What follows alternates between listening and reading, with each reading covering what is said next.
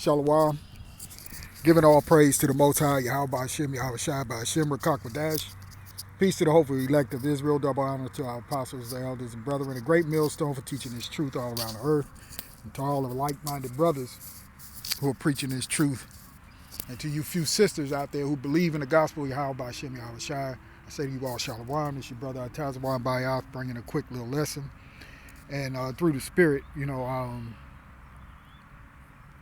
just thinking on some things concerning this system that we living in now, okay, still in captivity.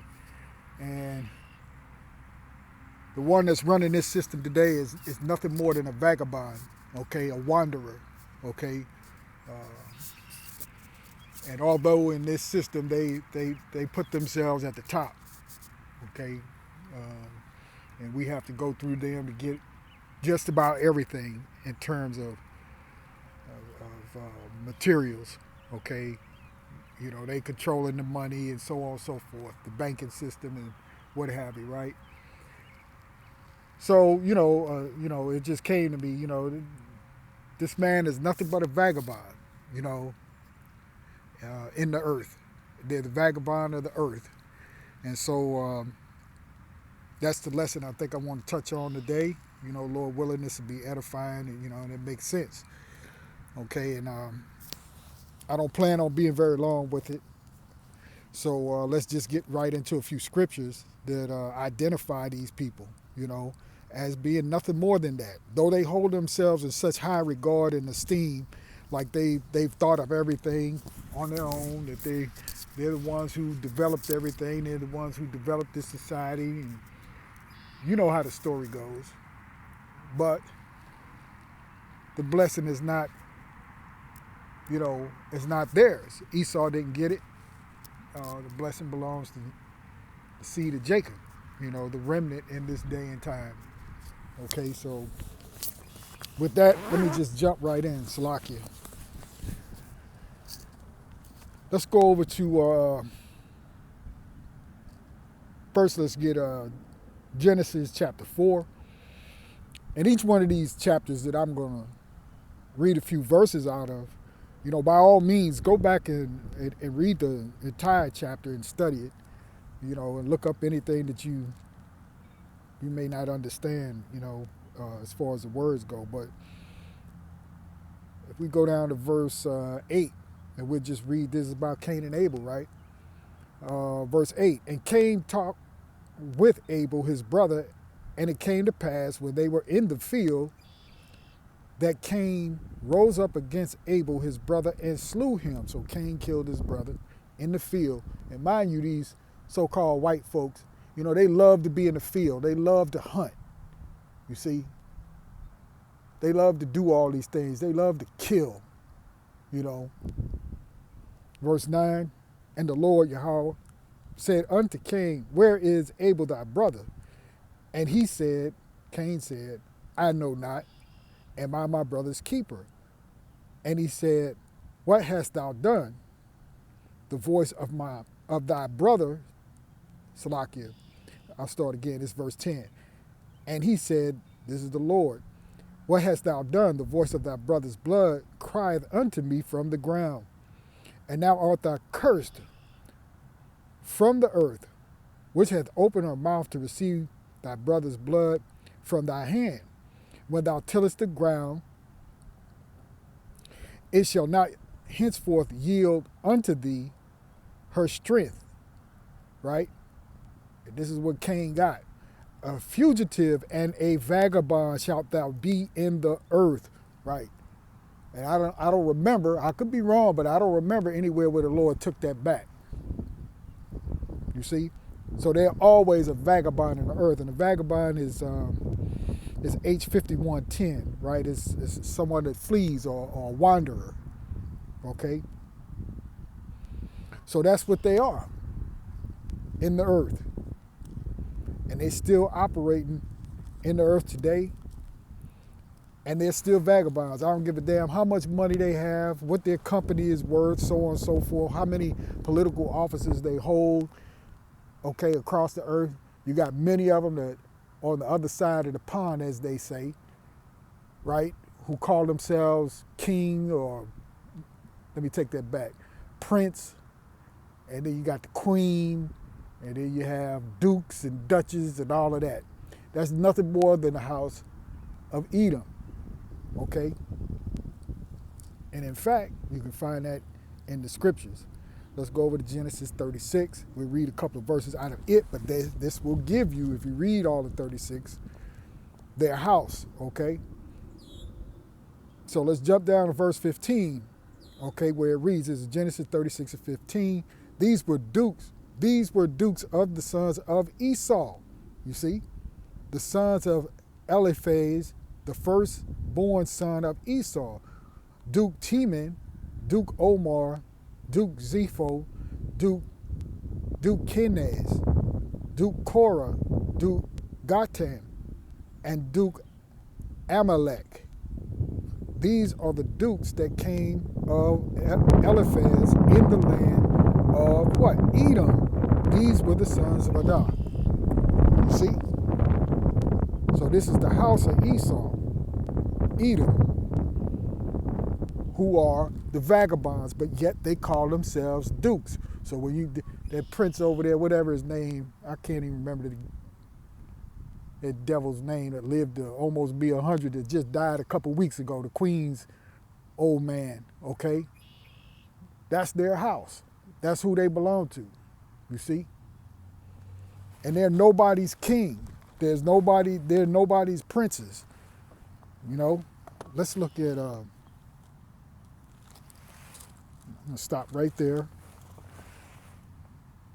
See, because they got their crowns by going through the earth, killing, okay? Which is what they do. And that spirit of Cain came back on Esau, and that whole house is wicked and evil. And it remains today, okay? So when you think about all them stories of the medieval, what they call the medieval times in history, you know, with the Knights of the Templar and all that kind of old junk, they wasn't nothing but bloodthirsty murderers going throughout lands killing people, okay? And that's how they got power. But that's part of the blessing in which, let me go on and get that, Salakia. Changed my mind, let me go back and get that. That's the blessings of Esau. They go throughout the earth, killing and taking whatever it is they wanted, okay? This is Genesis 27. Let's jump in at verse 38. And Esau said unto his father, hast thou but one blessing, my father?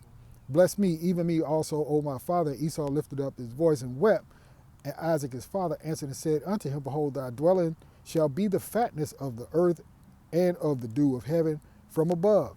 And by thy sword shalt thou live. See?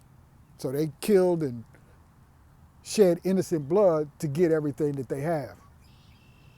And shalt serve thy brother, and it shall come to pass when thou shalt have the dominion that thou shalt break his yoke from off thy neck. And Esau hated Jacob, you see, because of the blessing wherewith his father blessed him. And Esau said in his heart, the days of mourning for my father are at hand, then will I slay my brother Jacob. Right, just like Cain and Abel, right? Looking to kill his brother. So what? So he could have everything.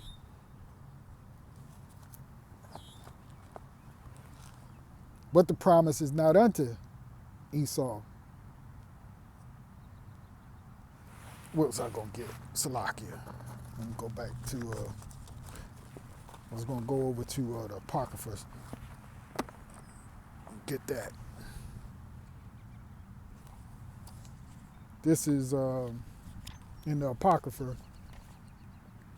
First Maccabees, right, chapter 1, verse 1, and it reads, and it happened after that Alexander, son of Philippi, the Macedonian, right, Alexander, who what? So-called Alexander the what? Great, who went around conquering all throughout the lands, killing everybody and taking it. Taking the lands, taking the gold, taking the silver, taking the jewels. Okay?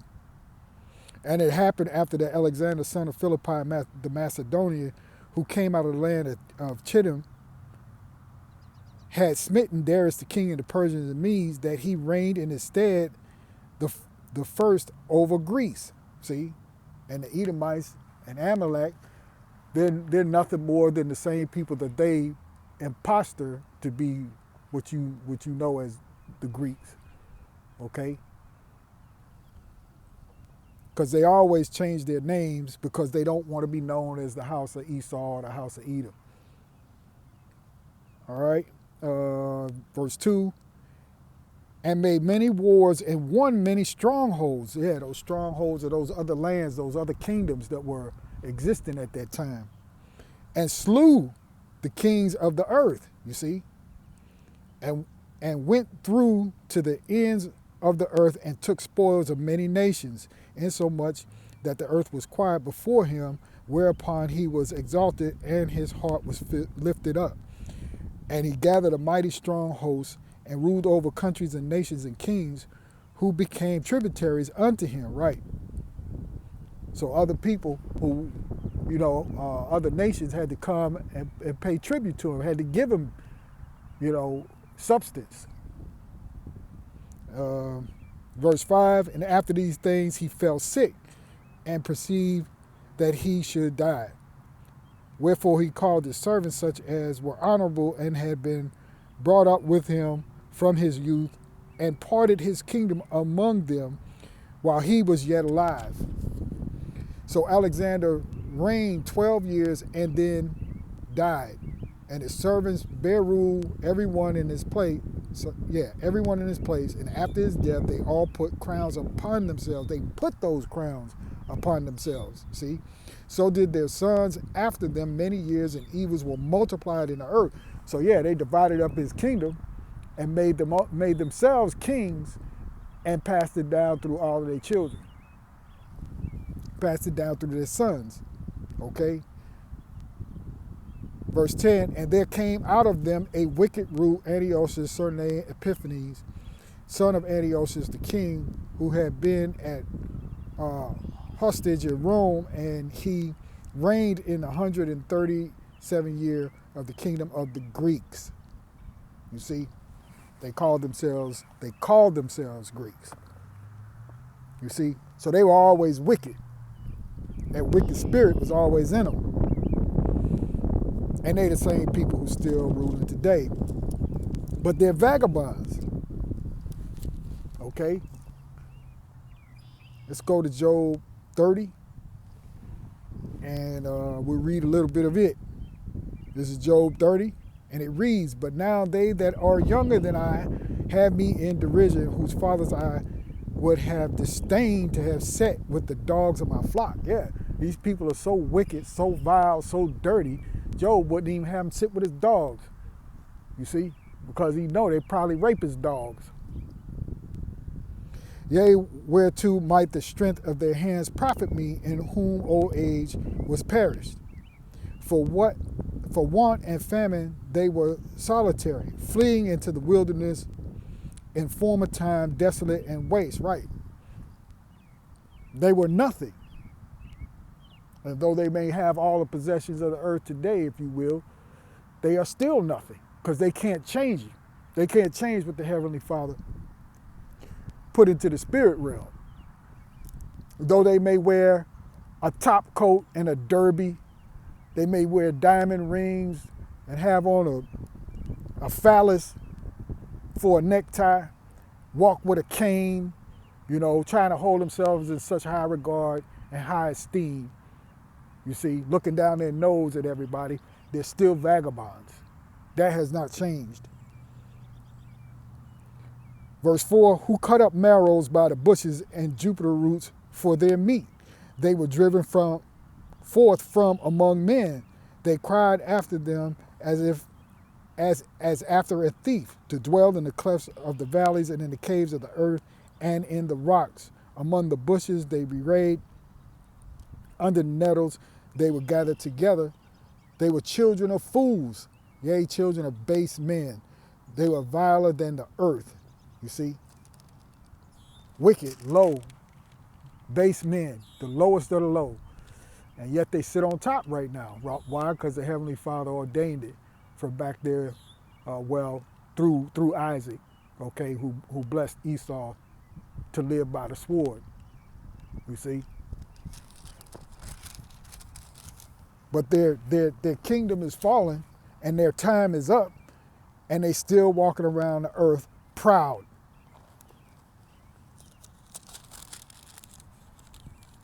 Let's see here, because they think everything is going to go on just as it is.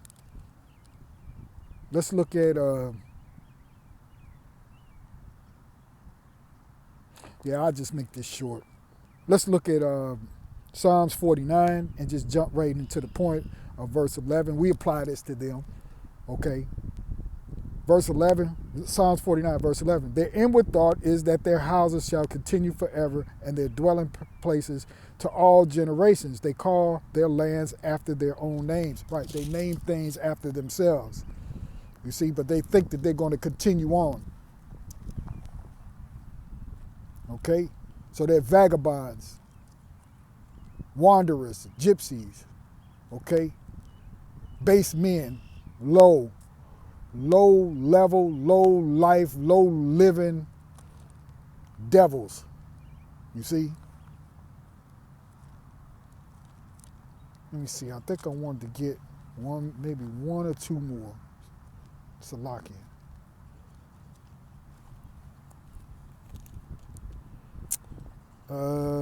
Let's see here.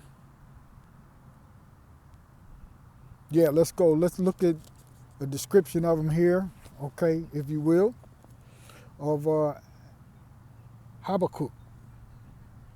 Okay, let's read a little bit of it.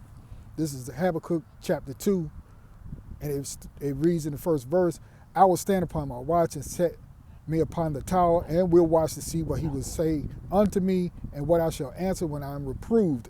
And the Lord Yahweh B'Shem Yahushua answered me and said, write the vision and make it plain upon tables. Right, tables is this book, that he may run that readeth it. For the vision is yet for an appointed time, but at the end it shall speak and not lie. Though it tarry, wait for it, because it will surely come.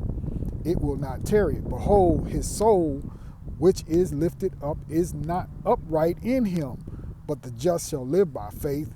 Right? The just is Jacob. Right? The person that doesn't have an upright soul in him is Esau.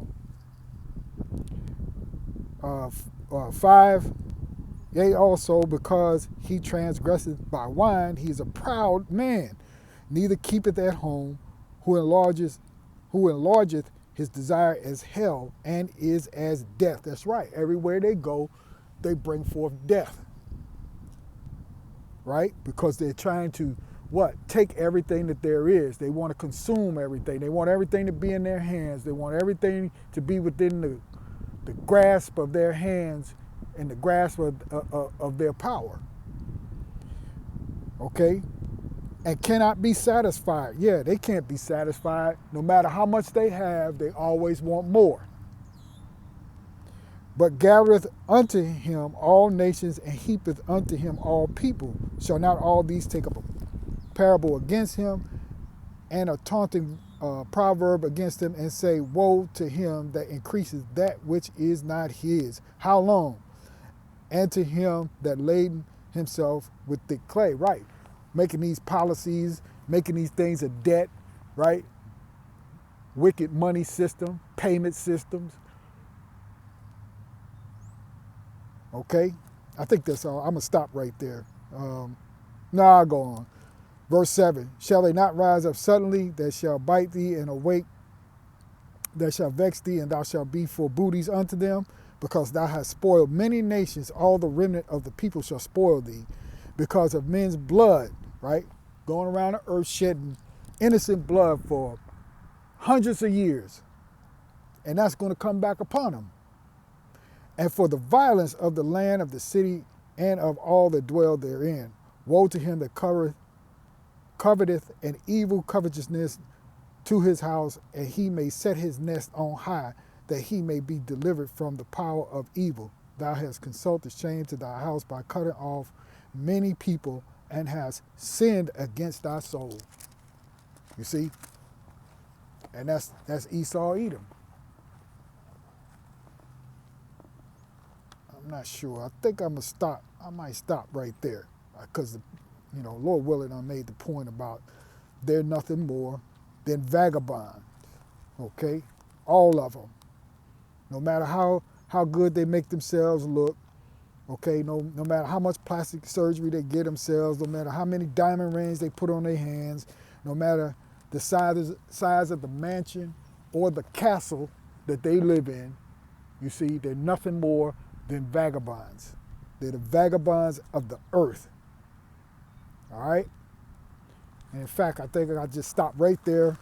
And like I said, Lord willing, this is edifying to anybody that watches the video. And it's just a little short lesson, something I've been meditating on, thinking about, okay, as I see them walk upon the earth, every time I pass one of them, I shake my head, But their time is up, right? And Lord willing, this place comes to a screeching halt real soon. But that's going to do it for the lesson, okay? Like I said, Lord willing, you get something out of it. Always go back and read the full chapter and get your understanding out of it if there's something that you didn't understand, okay? With that, I'm in the lesson right there. I'm going to give all praise to the Most High, Yahweh Ba'Shem, Yahweh Shai Ba'Shem, Rakakwadash. Peace to the hopefully elect of Israel. Double honor to the apostles, the elders, and brethren, a great millstone, and all the like-minded brothers who are preaching the truth all around the globe, okay? All around the earth, everywhere you go, okay? And with that, I'm going to say shalom, and I'll see you on the next one. Shalom.